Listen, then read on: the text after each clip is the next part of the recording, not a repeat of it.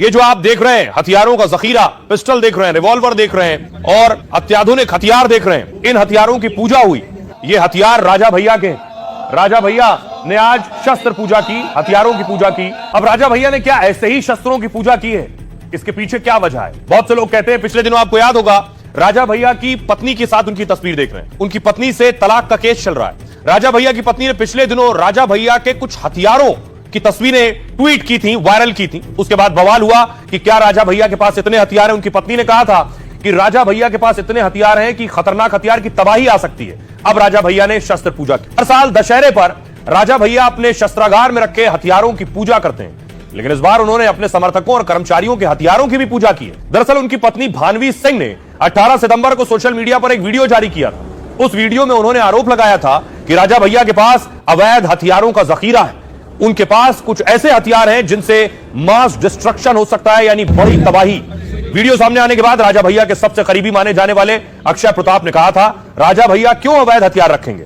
राजा भैया का एक भी ऐसा नौकर नहीं है जिसके पास लाइसेंस और असलहा ना हो, यानी हर असलहे का लाइसेंस है। दशहरे में जिसने देखना वो दशहरे में आ जाए, ये भी कहा। और दशहरे पर राजा भैया ने दिखा दिया कि उनके समर्थकों और कर्मचारियों के पास कितने हथियार हैं। राजा भैया ने सारे हथियारों की पूजा अपने महल में की। अब देखने वाली बात होगी कि राजा भैया के शस्त्र पूजन पर उनकी पत्नी भानवी सिंह क्या प्रतिक्रिया देती हैं। आप में से ज्यादातर लोगों ने इतने हथियार एक साथ कभी नहीं देखे होंगे, हमने भी नहीं देखे थे। आज हमने भी देख लिया, आप भी देख लीजिए। 200 से ज्यादा ही होंगे, एक से बढ़कर एक, तरह तरह की राइफलें, पिस्टल और रिवॉल्वर, देसी भी है और विदेशी भी, सब बजरंग बली के चरणों में रख दी गई हैं। कुंडा के कुंवर रघुराज प्रताप सिंह उर्फ राजा भैया ने इन शस्त्रों की पूजा की है, बाकायदा हाथ जोड़कर और पुष्प अर्पित करके। दावा है इनमें से कुछ हथियार राजा भैया के हैं, कुछ उनके समर्थकों और कर्मचारियों के। गौर से देखेंगे तो हथियारों पर नाम का फुदका भी नजर आएगा। दावा यह भी है कि अवैध एक भी नहीं है, हर एक का लाइसेंस भी है। कुंडा के बेती महल में राजा भैया हर साल विजयदशमी पर हथियारों की पूजा करते हैं, लेकिन ये पहली बार है जब उन्होंने अपने समर्थकों को भी कार्यक्रम में बुलाया। ये सनातन धर्म की परंपरा है। विजयदशमी बुराई पर अच्छाई की विजय का प्रतीक है।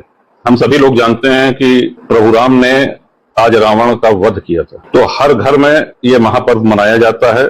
और विजयदशमी में आज से नहीं, पैतृक परंपरा है। शस्त्र पूजन होता है, गौ पूजन होता है, अश्व पूजन होता है, वाहन पूजन होता है। और ये अवश्य है कि जिस पारंपरिक ढंग से आज आप लोग आए, आपने देखा होगा कि जितने लोग भी थे वो सब स्वदेशी वस्त्र में थे, धोती कुर्ता में थे, पारंपरिक वस्त्र में थे, अपने भारतीय वस्त्र में थे। वो सब हमारे ही हैं। जो कुछ हमारे समर्थकों का है सब हमारा है, और जो हमारा है वो सब कुछ हमारे समर्थकों का है।